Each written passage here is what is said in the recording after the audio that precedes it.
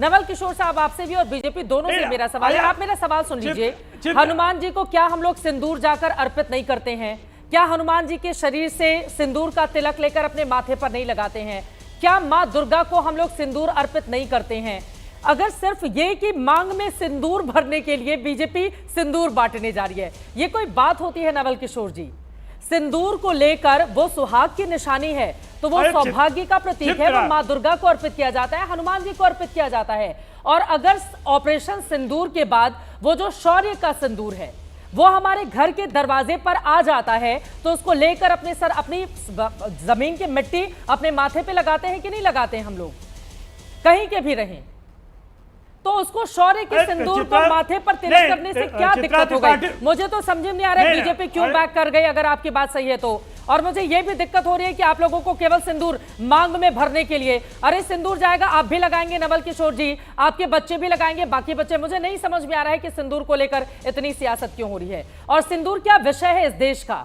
यह विषय ये होना चाहिए कि अपने लोगों को कैसे प्रोटेक्ट करें, कैसे सुरक्षित करें, दोबारा आतंकी हमला ना हो, उसके लिए काम किया जाए। नवल किशोर साहब। चित्रा त्रिपाठी जी, आप ज्ञान की भंडार हैं और इसलिए आप कोई भी ज्ञान दे सकते हैं, लेकिन जो जवाबी कार्रवाई हुआ पाकिस्तान के खिलाफ में, वो माँ और बहनों का जो सिंदूर उजाड़ा गया उसके लिए हुआ। मुझे पूरा विश्वास है कि ऑपरेशन सिंदूर के पीछे यही भाव होगा कि चूंकि सिंदूर उजाड़ा गया तो इसका जवाब दिया गया। वो हनुमान जी का सिंदूर नहीं था, वो दुर्गा जी के लिए सिंदूर नहीं था, जिस सिंदूर की आप बात कर रही हैं वो सिंदूर नहीं था।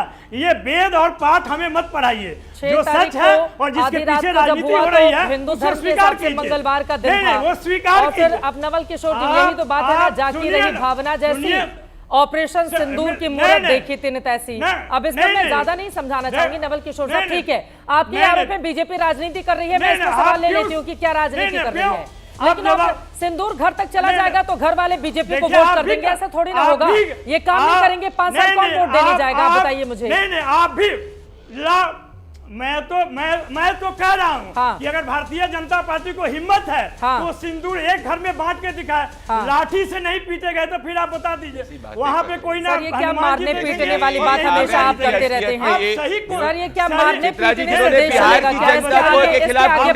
जंगल राज वाले सामने आ गए, पीटना क्या है? जंगल राज वालों की घेर रही हूँ ना, क्या दिक्कत है? अगर मतलब ये तो जब भगवान श्री राम का मंदिर बन रहा था उस समय आया था सबके घर में, जल आया था, सरयू का अक्षत आया था, उसमें टीका लगाने के लिए चंदन भी था, बहुत सारी चीजें थी। पता नहीं बीजेपी को भी क्या हो गया, अब बीजेपी जाने इस बात को। चित्रा जी, मैं रिबर्टन देना चाहूंगा। ठीक है, नवल किशोर जी ने बात की, उस पर जवाब दीजिए। चित्रा जी, ये जंगल राज और गुंडा राज वालों की शौर्य का सिंदूर तो सिर माथे पर होना ही चाहिए, हर हिंदुस्तानी के फक्र होना चाहिए अपने हमारे जवानों पर, जिन्होंने पाकिस्तान को घुस कर मारा है और उसके 100 आतंकवादी मार गिराए हैं।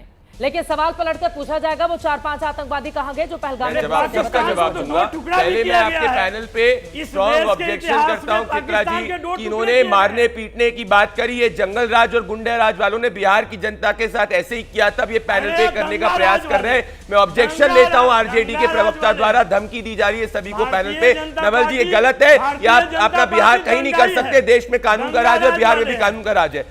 ये रही शुभम द्विवेदी, शहीद शुभम द्विवेदी की धर्मपत्नी।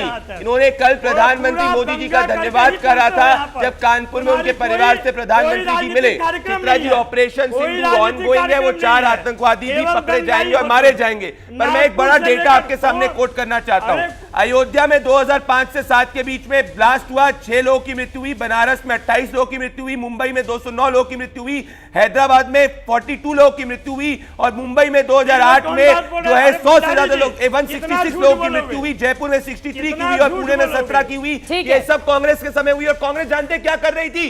पाकिस्तान के साथ उसने 90% ट्रेड ज्यादा बढ़ाया।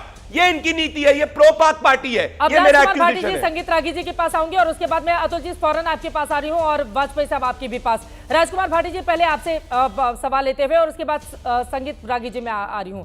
राजकुमार भाटी जी, वो तो गिना रहे हैं ना कि जब भी आतंकवादी हमला होता था और वो आरोप लगा रहे हैं आंकड़ों के साथ कि कैसे ट्रेड को ज्यादा बढ़ावा दिया गया पाकिस्तान के साथ, तो अब विपक्षी दल या फिर कांग्रेस पार्टी को ये कहने का हक नहीं है कब आतंकवादी हमला हुआ और उसके बाद घर में घुसकर मारा भारत ने, क्योंकि ऑर्डर ही नहीं दिए जाते थे। अब कम से कम बीजेपी की सरकार है, पिछले 3 बार से आप देखिए भाटी साहब। पाकिस्तान के साथ जहां तक दोस्ती बढ़ाने का सवाल है, तो जितनी भारतीय जनता पार्टी की सरकारों ने प्रयास किया उतना पहली सरकारों ने नहीं किया। माननीय अटल बिहारी वाजपेयी जी खुद बस लेकर लाहौर गए थे और आडवाणी जी जिन्ना की मजार पे फूल चढ़ा के आए थे, और हमारे माननीय मोदी जी बिना बुलाए पाकिस्तान बोले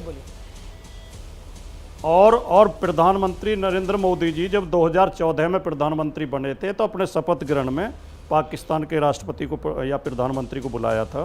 तो प्रयास तो इन्होंने भी किए हैं। वो मैं पहले भी कह चुका हूं कि जब युद्ध काल होता है तो युद्ध जैसी बातें होती हैं, जब मैत्री काल होता है तब मैत्री काल होता है। लेकिन इनका विरोधाभास देखिए आप। चित्रा जी 10 सेकंड में इनके विरोधाभास पे टिप्पणी करना चाहता हूं। एक प्रवक्ता ने कहा कि हमने विपक्षी पार्टियों के सांसदों को इसलिए शामिल किया प्रतिनिधिमंडल में कि हम दुनिया को यह संदेश देना चाहते हैं कि भारत में पक्ष और विपक्ष एक हैं। लेकिन अगली सांस में वो कह रहे हैं कांग्रेस तो इटालियन नेशनल कांग्रेस है, पाकिस्तान की समर्थक है, राहुल गांधी तो पाकिस्तान के एजेंट हैं। हमारे दूसरे प्रवक्ता वो कह रहे हैं कि जो ट्रंप है, ट्रंप तो रिलायबल नहीं है, ट्रंप तो दुनिया का सबसे झूठा आदमी है। तो फिर मोदी जी नारे क्यों लगा रहे थे अब की बार ट्रंप सरकार? इसका मतलब मोदी जी गलती कर रहे थे, तो मोदी जी उसके लिए देश से माफी मांगे कि दुनिया के सबसे बड़े झूठे आदमी के लिए वो कैंपेन कर रहे थे कि अब की बार ट्रंप सरकार और नमस्ते ट्रंप जैसे अभियान। ये इनके विरोधाभास हैं। ये हमेशा विरोधाभासों में घिरे रहते हैं। एक सांस में देशभक्ति की बात करेंगे, दूसरे सांस में देश विरोधी बात करेंगे। हाँ। जवाब देता हूं। एक बार प्रदीप जी, संगीत रागी जी और बाकी लोगों को मिलेगा 5 सेकंड में बोल लीजिए जल्दी से। 5 सेकंड जी, इनकी समझ डिप्लोमेसी की यहीं पे दर्शा गई है। भाई अगर 2019 में उन्होंने स्टेटमेंट दिया था कि थर्ड पार्टी मीडिएशन होना चाहिए इमरान खान के साथ ज्वाइंट प्रेस कॉन्फ्रेंस में, 15 दिन में प्रधानमंत्री नरेंद्र मोदी के अंदर भारत ने आर्टिकल 370 एब्रोगेट किया और साथ में यूएस के साथ हमारे स्ट्रैटेजिक रिलेशनशिप भी बढ़े। अगर कोई दो दोस्त है तो जरूरी नहीं है कि 10 में से 10 बात पे अग्री हो। हमारी सोवरेनिटी हमारे हिस्से आपके जैसे शर्मल चेक में जाके बेच संगीत रागी जी, उसके बाद सोवरेनिटी मनमोहन सिंह ने किशोर साहब आपके पास, वाजपेयी जी आपके भी पास आऊंगी। पहले